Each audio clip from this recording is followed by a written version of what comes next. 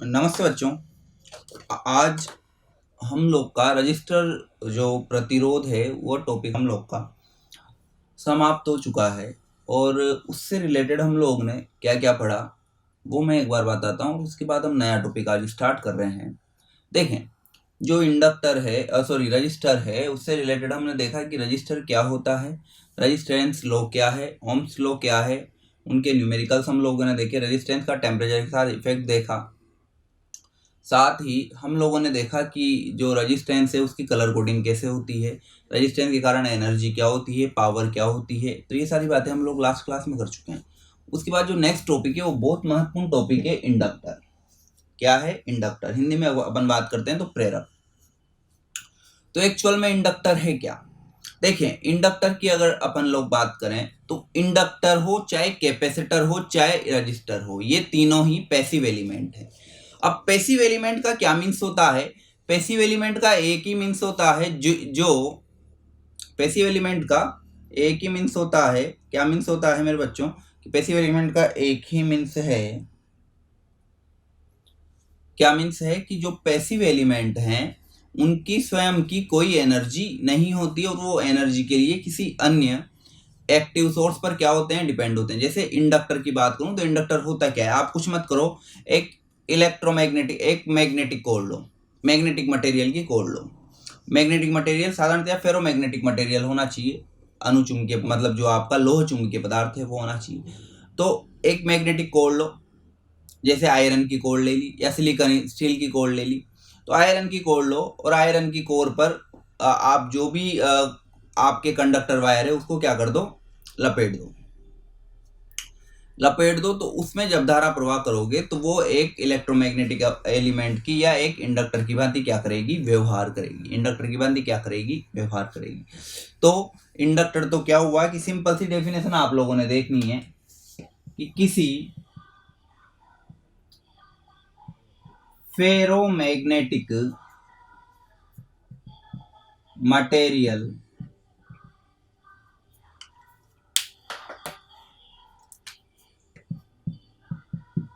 लोह चुंबकीय पदार्थ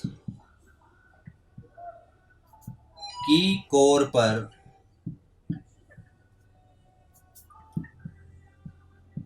कंडक्टर वायर को लपेटते हुए, मतलब वाउंड लपेटते हुए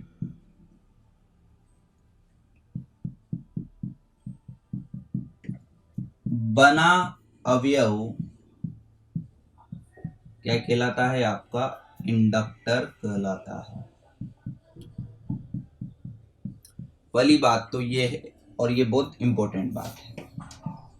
अब दूसरी चीज क्या है, मैंने आपको बोला है कि चाहे रजिस्टर हो चाहे इंडक्टर हो चाहे कैपेसिटर हो, ये सब क्या करेंगे, विरोध करेंगे। परंतु याद रखना, रजिस्टर तो सीधा सीधा किसका विरोध करता है, मैं आपको बता भी चुका हूं ओम्स लॉ में। रजिस्टर तो सीधा सीधा किसका विरोध करता है, करंट का। इंडक्टर भी विरोध करता है, पर इंडक्टर विरोध किसका करता है, धारा का नहीं, धारा में परिवर्तन का, मतलब डी बाई डी टी। ऐसे ही कैपेसिटर है तो कैपेसिटर भी विरोध करता है, परंतु किसका, वोल्टेज का नहीं, करंट का नहीं, वो करता है वोल्टेज में चेंज का, मतलब वोल्टेज में परिवर्तन का। तो देखें आप, दूसरा चीज, इंडक्टर का विरोध करने का गुण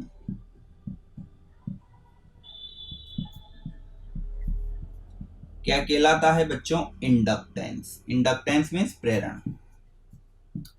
ये सेकंड बात है, ठीक है।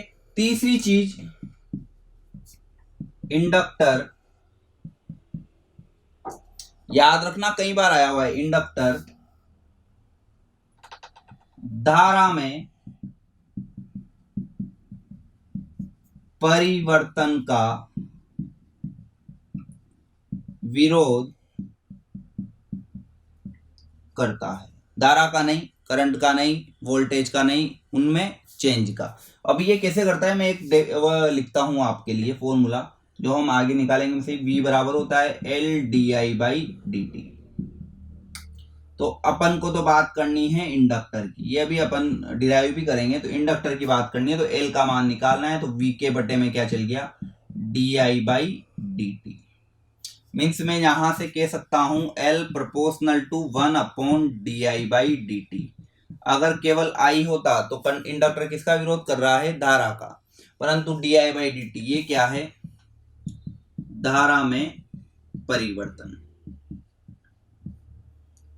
और एल इसके कैसा है, इनवर्सली प्रोपोर्शनल। तो इंडक्टर किसका विरोध कर रहा है, धारा में परिवर्तन का। दूसरी चीज, अब तीसरी चीज क्या है, इंडक्टर।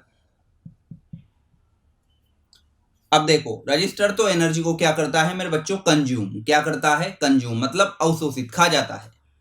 परंतु इंडक्टर खाने का काम नहीं करता। इंडक्टर क्या करता है, लेता है और दे देता है। परंतु कौन सी एनर्जी को, भाई आप खुद सोचो, जब भी किसी वाइंडिंग में कोर पर लपेटने पर धारा प्रवाहित की जाती है तो वो किसकी भांति व्यवहार करती है, आप कहेंगे सर वो तो मैग्नेट, इलेक्ट्रोमैग्नेट की भांति व्यवहार करती है। तो मैग्नेट की भांति व्यवहार कर रही है तो उसमें स्टोर भी कौन सी एनर्जी होगी, कौन सी एनर्जी होगी बताएं, उसमें स्टोर कौन सी एनर्जी होगी, मैग्नेटिक एनर्जी। तो अपन कह सकते हैं इंडक्टर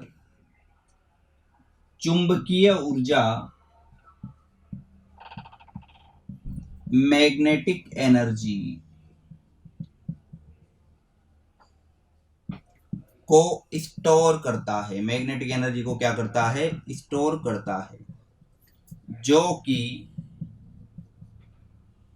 ई इंडक्टर, मैंने एल लिख दिया, बराबर हाफ एल आई का स्क्वायर, और यूनिट क्या होगी इसकी, जूल। तीसरा चीज, अब देखो दो तीन बातें मैंने आपको बताई थी। अगर शुद्ध रेजिस्टेंस है तो वी और आई दोनों किस में होंगे, सेम फेज में। आई को ही आपने देखना था। करंट के लिए अगर अपन बात करें, वोल्टेज के लिए बात करें, तो आप केवल करंट को देखो। करंट वोल्टेज के साथ तो बोलो, करंट वोल्टेज के साथ तो क्या, करंट वोल्टेज के साथ तो उनके बीच में एंगल कितना है, 0, और दोनों किस में होंगे, सेम फेज में।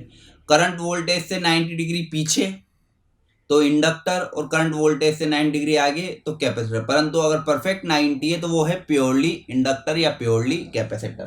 तो तीसरी चीज मैं लिखूंगा, इंडक्टर में करंट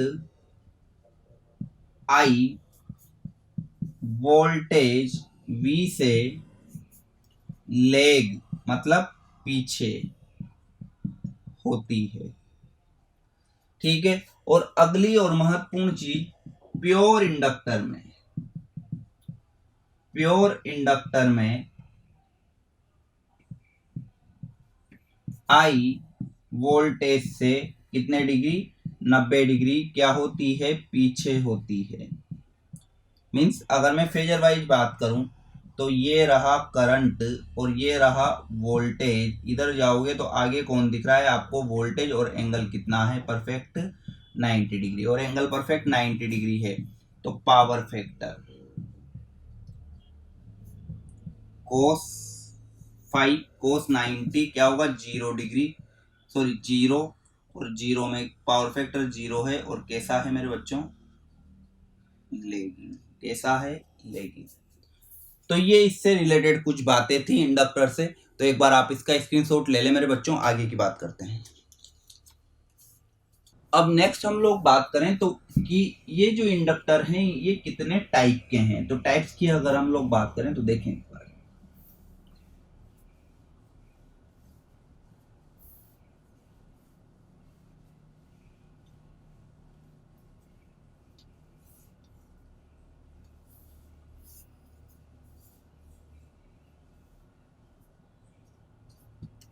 तो टाइप्स की अगर बात करें तो टाइप्स की बात देखें आप कि किस तरीके से हम लोगों ने टाइप्स देखने हैं।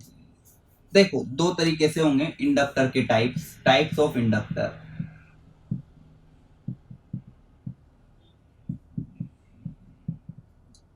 फर्स्ट तो है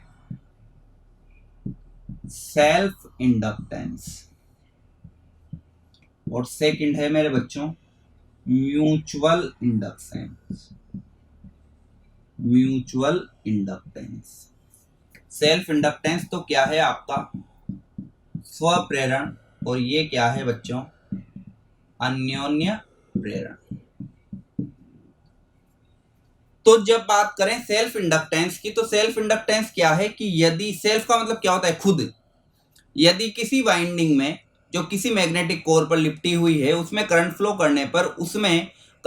करने पर खुद के ही चुंबकीय गुण उत्पन्न हो जाएं, मतलब स्वयं के ही चुंबकीय गुण उत्पन्न हो जाएं, तो वो क्या कहलाएगा, सेल्फ इंडक्टेंस। क्या कहलाएगा, सेल्फ इंडक्टेंस। इसका अर्थ ये हुआ कि केवल अगर एक सिंगल कोइल है तो उस कोइल में केवल और केवल क्या होगा, सेल्फ इंडक्टेंस। परंतु यदि कोइल एक से ज्यादा है तो उसमें सेल्फ भी होगा और म्यूचुअल भी होगा। तो किस तरीके से कि यदि किसी एक कोइल में करंट फ्लो की जाए और उसमें खुद के ही चुंबकीय गुण उत्पन्न हो जाएं, तो वो तो होगी सेल्फ इंडक्टेंस।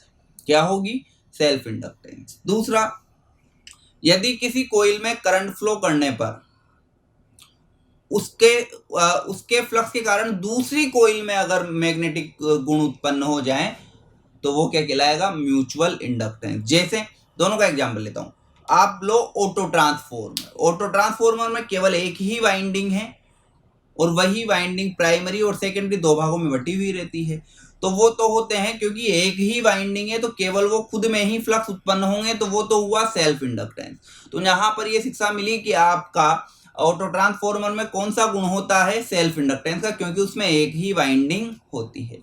जबकि अगर मैं एक साधारण ट्रांसफॉर्मर लूं जिसमें दो वाइंडिंगें हैं, प्राइमरी और सेकेंडरी, तो आप प्राइमरी को सप्लाई से जोड़ते हो तो उसके कारण उस प्राइमरी में करंट फ्लो होती है और उसमें फ्लक्स उत्पन्न होते हैं। वह फ्लक्स लिंक होते हैं कौन सी वाइंडिंग से, सेकेंडरी वाइंडिंग से। अब सुनो, करंट किसमें फ्लो की, प्राइमरी में। फ्लक्स लिंकेज हुआ किससे, सेकेंडरी से। और किसमें भी करंट फ्लो हुई, सेकेंडरी में भी। तो करंट तो केवल मैंने किसमें फ्लो करी थी, प्राइमरी में। और मैग्नेटिक टाइप्स या मैग्नेटिक नेचर किसमें भी उत्पन्न हो गया, सेकेंडरी में भी। तो वो क्या हुआ बेटा, अन्योन्य प्रेरण या म्यूचुअल इंडक्टेंस। तो सेल्फ इंडक्टेंस की फर्स्टली एक बार आप इसको नोट करें। फर्स्टली हम लोग लेंगे सेल्फ इंडक्टेंस।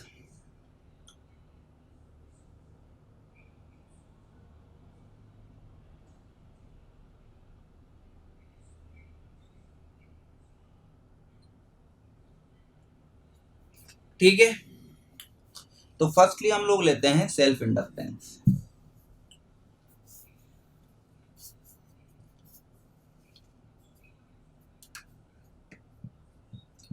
किसी कोइल में करंट फ्लो करने पर उसमें स्वयं के ही चुंबकीय गुण उत्पन्न हो जाएं, तो यह सेल्फ इंडक्टेंस, स्वप्रेरण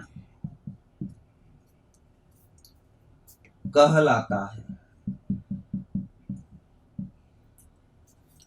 ठीक है, अब कैसे देखते हैं अपन इसको, इधर देखें, ये एक कोइल है,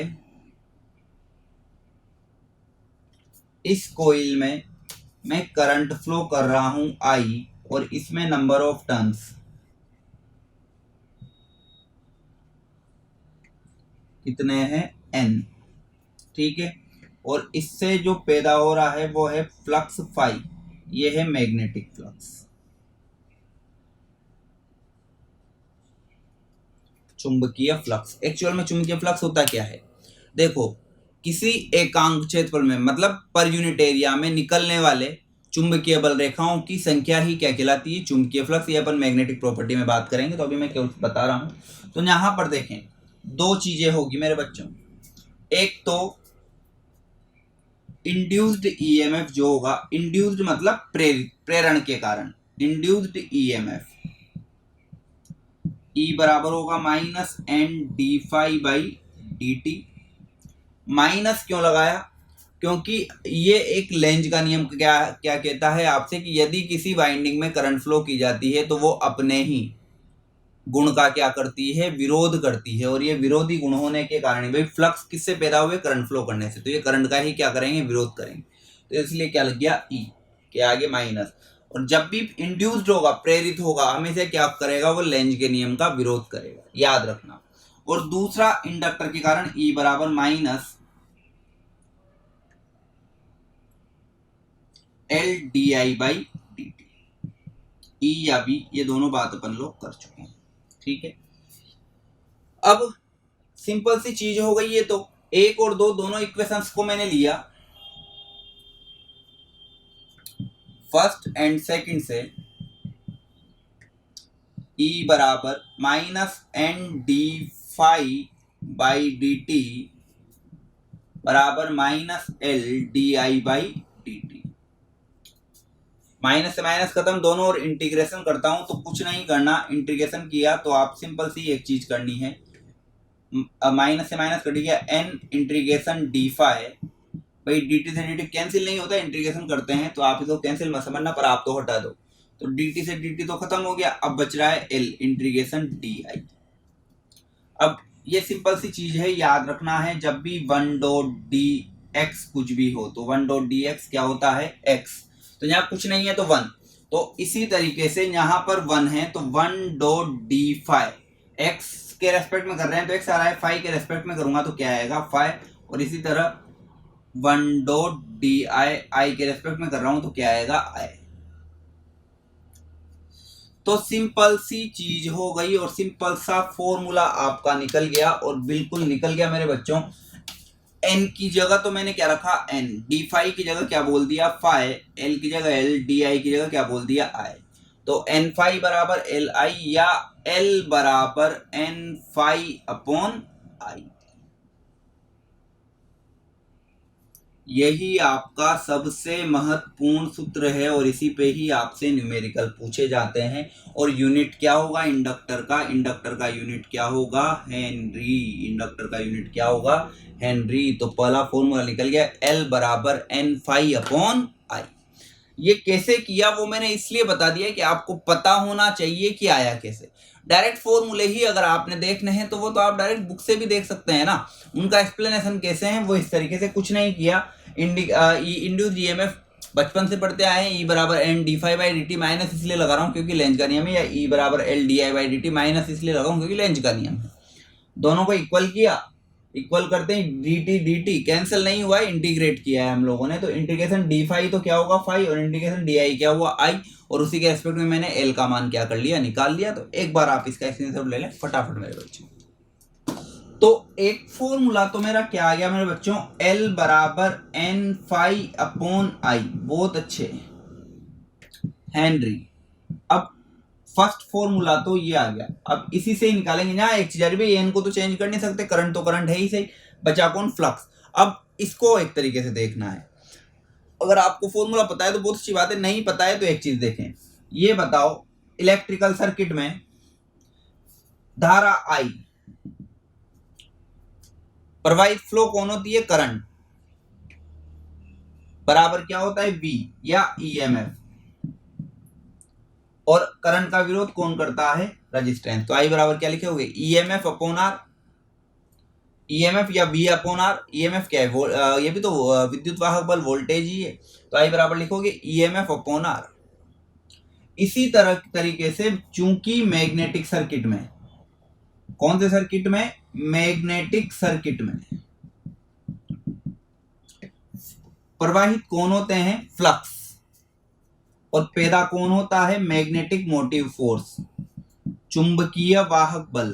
भाई विद्युत इसमें इलेक्ट्रिक सर्किट में तो विद्युत वाहक बल, तो इसमें चुंबकीय वाहक बल, और बटे इसमें विरोध कौन कर रहा है प्रतिरोध, यहां पर विरोध करेगा ये जो एस है रिलक्टेंस, हिंदी में अगर अपन बात करें तो इंग्लिश में तो रिलक्टेंस और हिंदी में बात करें तो प्रतिष्ठा, और ये MMF magnetic motive force, magnetic motive force. तो फाई बराबर क्या हुआ एमएमएफ अपॉन एस, और एमएमएफ होता है बच्चों, एमएमएफ इक्वल टू होता है आपका मैग्नेटिक मोटिव, ये बराबर होता है एनआई के, और प्रतिष्ठा रिलक्टेंस आर बराबर रो एल बाई होता है, ये भी वही होगा एल बाई ए, तो का वही होगा, रो की जगह क्या होगा यहाँ पे म्यू, और म्यू क्या है यहाँ पर, म्यू है आपका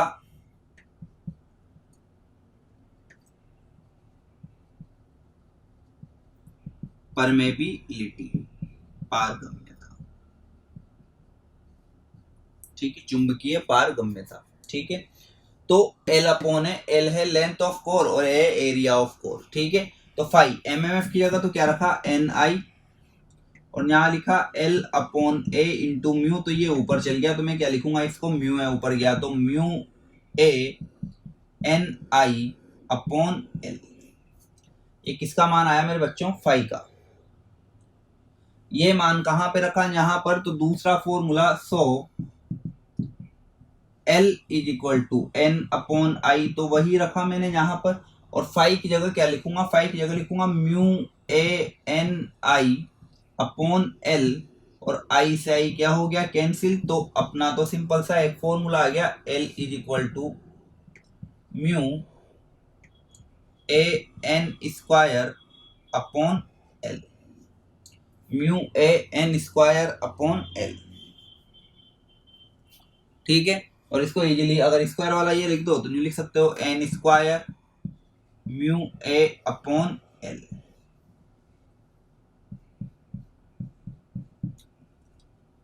यहां पर जो म्यू है, ये जो म्यू है, म्यू होता है mu not, mu is equal to होता है mu nought into mu R, और जो म्यू नॉट है, म्यू नॉट क्या होता है, निर्वात की पारगम्यता या रिलेटिव, सॉरी, मैग्नेटिक परमेबिलिटी, चुंबकीय पारगम्यता,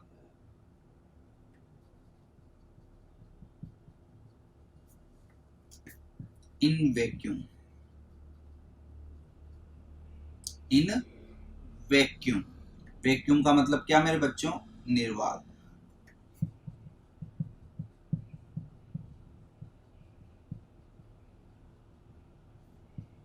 और इसका मान होता है 4 पाई इंटू 10⁻⁻⁷, और यूनिट होती है हेनरी प्रति मीटर। इसका मात्रक क्या होगा, वैल्यू क्या होगा, 4 पाई इंटू 10⁻⁻⁷, और मात्रक क्या होगा, हेनरी प्रति मीटर। और जो म्यू आर है, दिख रहा है क्या,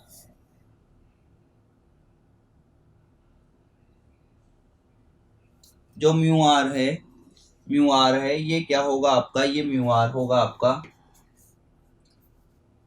यहां लिख देता हूं मैं, तो म्यू आर होगा आपका रिलेटिव परमेबिलिटी, और इसका कोई मात्रक नहीं होता, तो ये होगा मात्रक ही, ठीक है। म्यू नॉट है आपका 4 पाई इंटू 10⁻⁻⁷ हेनरी पर मीटर में, और ये तो मीन्स अपने पास कितने फॉर्मूले आ गए मेरे बच्चों, दो फॉर्मूले इंडक्टेंस के, कौन कौन सा, एक तो L बराबर N फाई अपॉन I, और एक L बराबर mu nought square N square mu not mu R A upon L, ठीक है। तो एक बार आप इसका स्क्रीनशॉट ले लें। तो मेरे बच्चों बात आ जाती है कि महत्वपूर्ण चीज सेल्फ इंडक्टेंस,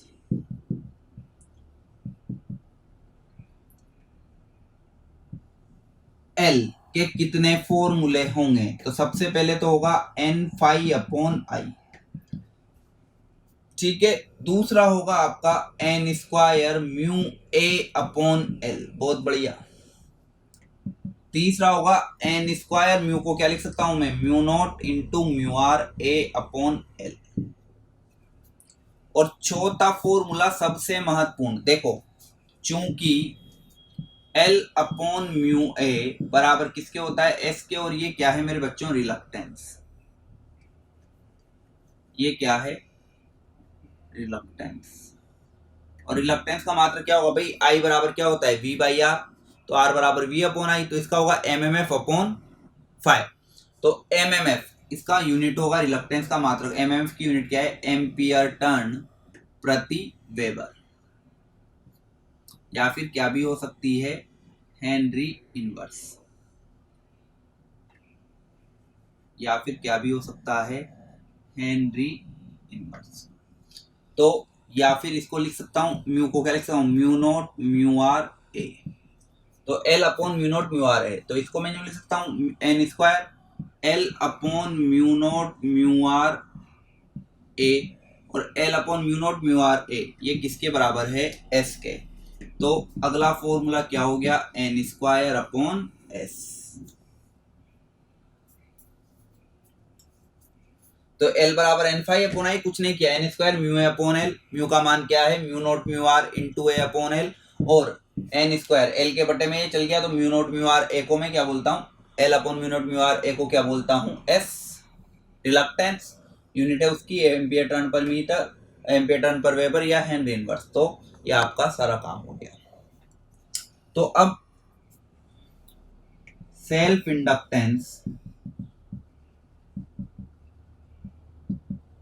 निर्भर करता है, डिपेंड्स ऑन, सेल्फ इंडक्टेंस किन किन पर निर्भर करता है? सीधी सी बात है, सेल्फ इंडक्टेंस चुंबकीय फ्लक्स पर भी निर्भर करेगा, गेनों की संख्या पर भी निर्भर करेगा, धारा पर भी निर्भर करेगा, यहाँ तक कि अगर आपका रिलक्टेंस है तो रिलक्टेंस की अवस्था में किस पर निर्भर करेगा? n स्क्वायर पर लास्ट से। ठीक है, तो इन सब चीजों पर तो सेल्फ इंडक्टेंस निर्भर करता है सबसे पहले तो कोर की लंबाई,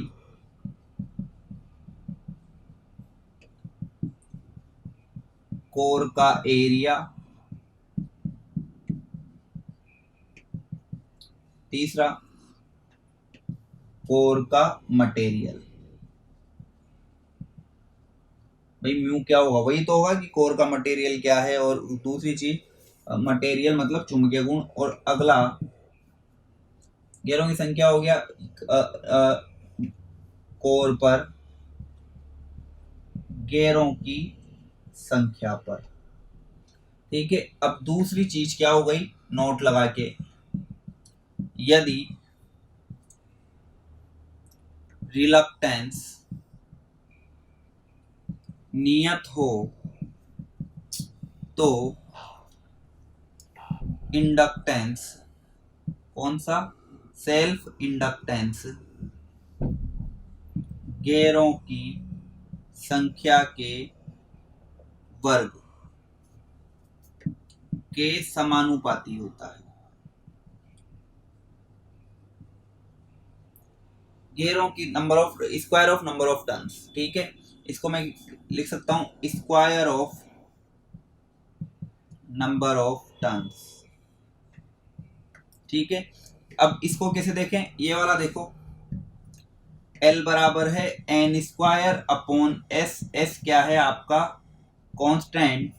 तो L प्रोपोर्शनल टू किसके हो गया मेरे बच्चों? n के स्क्वायर के। याद रखना, कई न्यूमेरिकल इस पे आए हैं, L proportional to n square पे। ठीक है, तो ये है आपके महत्वपूर्ण चीज इंडक्टेंस से संबंधित। तो आप इनको एक बार देखें, समझें। ये आज हमने लिया है सेल्फ इंडक्टेंस का टॉपिक, जो आपको याद रखना है, समझना है। एक बार देखना, अगर कोई डाउट हो तो जरूर बताएं, और आप ज़्यादा से ज़्यादा प्रीमियर के टाइम पे हमसे जुड़ें, क्योंकि उस समय मैं खुद लाइव रहता हूं, और आपको जो भी कन्फ्यूजन होगा मैं उसका आंसर उस समय ही आपको क्या करूँगा? दे दिया करूँगा। ठीक है, तो निरंतर जुड़े रहिए, और जितना ज़्यादा हो उतना ज़्यादा इस चैनल को सब्सक्राइब कीजिए, लाइक कीजिए, कमेंट कीजिए, समझ में ना आए तो, और निरंतर मेरे साथ जुड़े रहिए। धन्यवाद। जय हिंद, जय भारत, राधे गोविंद मेरे बच्चे।